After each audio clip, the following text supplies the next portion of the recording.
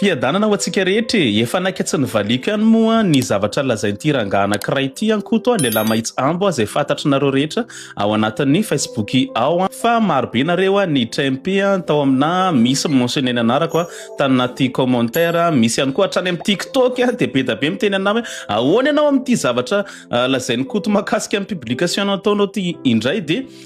tsara omena fanazavana any nareo mahakasika ny zavatra lazay satria maro ihany koa mpanaraka anazy mihevitra hoe marina reo zavatra lazaindreo reo olona tsy mandinika tsy mandalina moa zany dia vao fitaka le zavatra nataony moa zany dia tsy menatsiny moa zany reny olona reny fa zao ny lazainy hoe aza miteniteny fahatany rangahy fa Jesosy tsy nanorina eglizy zany na ny kristianina aza tsy nisy tamin'ny androny ary tsy fatany akory mba ho eto amiko izay boky narakitra hitanareo ny teny hoe kristianisme tamin'ny premier siècle fa hovidiako 10 000 euro faraparan'ny premier siècle vao nisy ny fampitaritarika hivavaka amin'ny Jesosy fa tamin'ny fahaveloman'i Jesosy tsisy eglizy tsisy kristianina zany Jesosy historika Jiosy judaïsta nianatra Torah mivavaka tamin'ny synagogue ary zalampaminany Matthieu, Marc, Luc, John nanomboka ny taona 70 hatramin'ny 300 nanoratra ireny evanjely reny dia tamin'ny andro ny empereur Constantin tamin'ny 325 tamin'ny concile de Nicée no nanamboarana ny baiboly iny sy nanaovana ny kristianisme ho religion d'état romain tsara ny mitory-teny hoy izy zany io fa ny mamandalitra olona hony tsy mety na rehefa tsy aila izy dia avelao anyanatra an'izany fa tsy manao herina point fotsiny mampijabaka olona zay ny lazaina manoloana an'ilay publication nataoko mahakasika an'ilay hoe ahoana ny lazana fa tena katolika tokoa ilay eglizy tokana naoriny Jesosy Kristy dia ho valiko tsirairay reo zavatra izay lazaindreo dia hitantsika hoe iza tokoa ny tena mamandahatra olona sa izy dia nareo mahita anazy dia anareo no misafidy alao jerevantsika kely jerevantsika kely hoe satria ny zavatra lazainy voalohany dia hoe aza miteny fahatano izy fa Jesosy izy tsy nanorina eglizy zany dia hojerevantsika hoe tena tsy nanorina eglizy tokoa ve Jesosy Kristy sa hoe izy tsy miverifie tsy mandalina zany fa miteniteny fahatany fotsiny raha mamaky zao tsika ao amin'ny Matthieu 9:20 ny andiny fa 20 dia zao ny lazay mazava tsara mihitsy hoe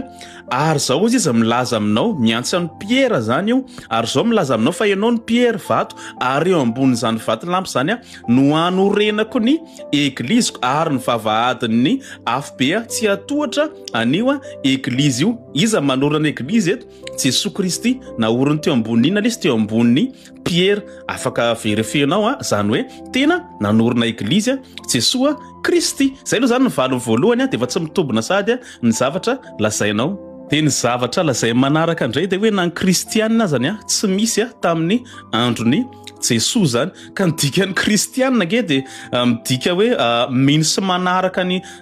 Jesosy Kristy tsy nisy nanaraka ve Jesosy tsy nisy nino anazy hoe tamin'ny fotoana androny nisy ka raha mijery zao tsika ohatra hoe Matthieu zao 10 ny andininy voalohany ary niantso ny mpiana 12 lahy Jesosy ka nanome azy ireo fahefana amin'ny fanahy maloto mba androany azy sy anasitranany ny aretina mba nofo rehetra andininy faharoa areto ny anaran'ny apôstoly 12 lahy zany hoe ireo apôstoly izay nanaradian'i Jesosy Kristy nino anazy zany voalohany dia Simona izay atao hoe Pierre eto zao Matthieu dia milaza hoe i Pierre ny voalohany tamin'ny apôstoly zany sy manona anarana be da be tena nisy ny nanaradian'i Jesosy Kristy ka reo mpanaradian'i Jesosy Kristy sy mino anazy niantsona hoe kristianina zany raha ara-pamaritana eo ihany koa dia efa tsy mitobina zavatra lazainao dia ny zavatra lazay manaraka indray moa dia hoe mba ho eto amiko izay boky narakitra hitanareo ny teny hoe kristianina tamin'ny premier siècle fa hovidiako 10 000 euro tsy haiko aloha na tena ho tanterahana tokoa zany na vava fotsiny fa tsy mampaninona moa zany fa manazava le sy mamaly an'le izy fotsiny zany za aizary ny boky na hitana an'izay teny kristianina tamin'ny premier siècle izay i Luc izay mpianatry Paul apôstoly niara-niaina tamin'ny Paul apôstoly maty tamin'ny premier siècle no nanoratra ny zay kristianina zay ao amin'ny boky amin'ny tantaran'ny asan'ny apôstôla hitanao anatin'ity baiboly kristianina ity zany hoe ilay manuscrit zany ilay zavatra nisoratany voasoratra tamin'ny premier siècle zany de zao nolazaina eo amin'ny boky mitantaran'ny asan'ny apôstôla toko 120 eo amin'ny andinina tombokontsika ny andinina 520 dia lasa nakantary sy Barnabe hitady any Saoly ary noho ny efa hitany izy dia nentiny akana toky diriny fahina amby heritaona maninitra nanaovany fitovoriana tao amin'io eglizy io ary vahoaka betsaka ny nampianarany tao an-tokiny voalohany nandraisan'ny mpianatra ny anarana hoe kristianina izany hoe ireo mpianatra zany mino an Jesosy Kristy manaradia an Jesosy Kristy ny atsona hoe kristianina izany misy an'izany ao ny asan'ny apôstôly voasoratra tamin'ny noviny tamin'ny premier siècle iza nanoratra anazy Luka izay mpianatry Paoly apôstôly ka ahoany tanteranao ve ny teninao vidinao 10 000 € vety enao ihany moa ny mahita an'izay dia avy eo ny zavatra lazaina manaraka indray hoe faraparan'ny premier siècle vao nisy ny fampitaritarika hivavaka amin'ny Jesosy moa zany Jesosy moa filazany anazy atao anatin'ny izy de vakiko arak'izay zany le izy tonga de tsy akalavitra tsika fa tamilay boky mitantaran'ny asan'ny apôstôla izay soratany Luka teo any no jerevantsika mamadika kely fotsiny tsika ao amin'ny toko fahafito izay tokony hafantaranao fa taoriana kely nandrotrahana Andriamanitra ny fanamasina tamin'ireo apôstôly nahazony hera hitory an'ilay vaovao mafaly amin'ny olombelona rehetra de nanendry diakara ary zareo ao amin'ny asan'ny apôstôly toko 1 dia ao amin'ny asan'ny apôstôly toko 7 nitory an'izay fa evanjelina filazantsara na vaovao mafaly zay etenina zay diakara tao amin'ny eglizy tamin'ireo jody ireo moa zany de inona zavatra nitranga an'izay rehefa nitory izy ao amin'ny asan'ny apôstôly toko 7 eo amin'ny andinina fahavalamby 10 de amin'ny vonoan'ireo Jiosy ireo moa zany etenina moa zany zay maty martiry andiny fahavalamby 20 raha mbola nitorabato azy izy ireo etenina kosa ny vavaka nanao hoe Jesosy tompo raison'ny fanahiko dia nandohalika izy ka niantso tamin'ny feo mahery tompo aza tanana izao atsony zao ary rehefa nialaza zany izy dia nodimandry zay koa moa mivavaka ho anao foana mba tsy ho tanan'Andriamanitra ty fahadisoana goavana be zay aparitako isaka mihetsika ty de eto amin'ity zany dia hita mazava tsara hoe tsy tamin'ny faraparan'ny premier siècle zany vao nisy hoe mivavaka tamin'ny Jesosy fa efa hatramin'ny vonijoro fotsiny ny eglizy de efa nafantatra ireo apôstôly taoriana fitsangana velona hoe Andriamanitra Jesosy Kristy afaka ivavany tena zay maty martiry mivavaka tamin'ny Jesosy Kristy mbola diso foana zay zavatra lazaina aloha hatreto de ondray ianao ndray manaraka ndray hoe Jesosy historika jiosy judaïsta nianatra Torah mivavaka tao amin'ny synagogue de zay aloha zany zay kosa aloha tsy laviny zay Jesosy kosa aloha jiosy fa ny zavatra matsara fotsiny de ayanao manaiky am'izay zany anao fa tena historika zany Jesosy Kristy zavatra hoe adigana goavana be zay efa tsara be la ezaka ataonao de avy eo toy izanao moa izy hoe ry zalampaminany Matthieu Marc Luc John nanomboka ny taona 70 hatramin'ny 300 nanoratra ireny evanjely ireny fa eto ndray anao de miverina amin'ny fahadisoana ndray satria nahoana ny reo olona nanoratra ny na ny evanjely moa zany na reo taratasy hafa ireo na ny apokalypsa de maty talohan'ny premier siècle avokoa fa ianao nefa eto miteny hoe hatramin'ny taona 300 de eo ndray zany de efa diso ihany koa ny zavatra lazainao satria mpanoratra andreo de maty tamin'ny premier siècle avokoa de efa tsy mampitombona zavatra lazainao moa zany zay de avy eo izy ianao hoe dia tamin'ny andro ny empereur Constantin tamin'ny 325 tamin'ny concile de Nicée no nanamboarana an'iny baiboly iny eto ihany koa de zay koa problème atsika ihany koa ndray tsy mandalina tsy mandinika tsara tsy manao fikarohana fa omena ny sisiondresaka zay ataon'ny olona fotsiny tamin'ny concile tamin'ny taona 325 ny zao de izay ihany koa no entinao eto de ny zay tsy mitovy andre fa zay mandalina sady manao fikarohana de eto ny antsinanao zany hoe tsy tamin'ny concile de Nicée zany ny nanamboarana an'io baiboly eo fa tamin'ny papa Damas premier tamin'ny taona 382 concile de Nicée nanomezana ny fekempinoana credoan'ny kristianina zany fa tamin'ny 382 papa Damas premier namoaka canon izay misy boky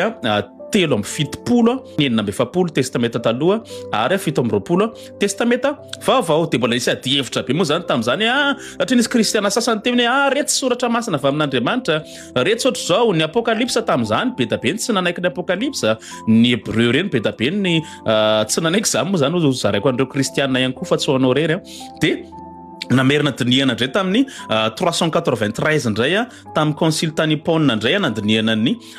testameta vaovao indray de mbola niconfirmena moa zany tany Carthage de tamin'izany zany nanaovana ny concile nandinihana ny baiboly fa tsy tamin'ny 325 de io zany de mbola diso ihany ianao fa tsy maninona moa zany satria mifandray an'le zavatra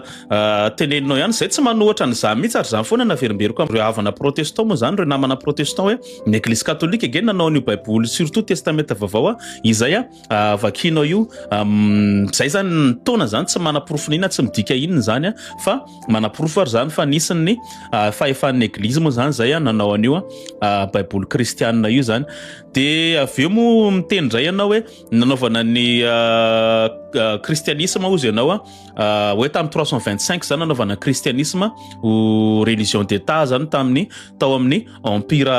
romain moa zany de io de mbola diso foana zay zavatra lazainao rehetra tsy tamin'ny andron'ny empereur Constantin zany no nanaovana ny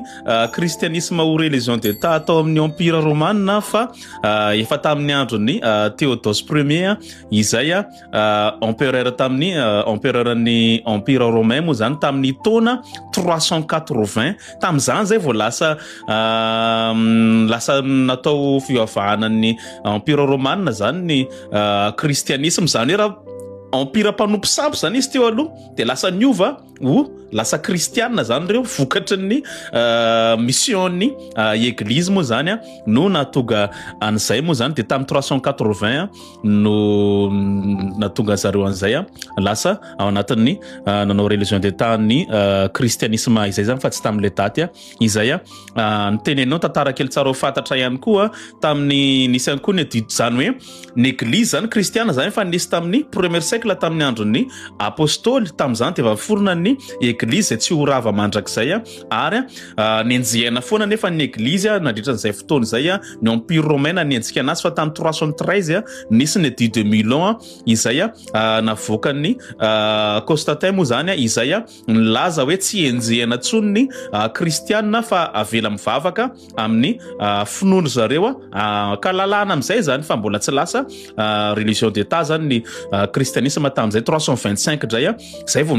afaka monsieur zany ny église tsy voaenjika be tsony de nanao concile nandinika satria be da be moa ny hérésie tam'izany de namoaka ny credo kristianina zany makasika ny fekepinoana moa zany de efa tam'izany Constantin mbola tsy kristianina ihany koa fa empereur atao amin'ny empire romain izy ary talohan'ny nafatesana izy zay vao natao baptême moa zany ary tsy église catholique moa zany ny romanina nanao baptême anazy moa zany tam'izany tamin'ny 380 zay vao lasa religion d'état ny christianisme araka ny lazaiko teo moa zany de zay ny zavatra tena lazainao fa ny namarananao anazy de hoe tsara ny toroteny fa tsy mamandahatra olona tsy mety za koa tsy toroteny ny ataoko eto fa za mamaly an'ireo fanoherana zay hoentin'ny na musulman na jiosy na kristiana tsy katolika mamaly an'ireny fanenjehana ny ataon'ny olona katolika reny no ataoko eto fa za tsy